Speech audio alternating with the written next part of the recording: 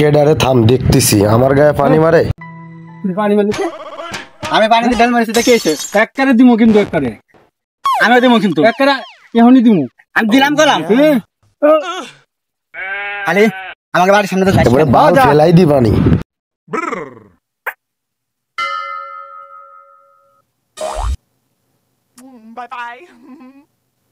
আসসালামু আলাইকুম।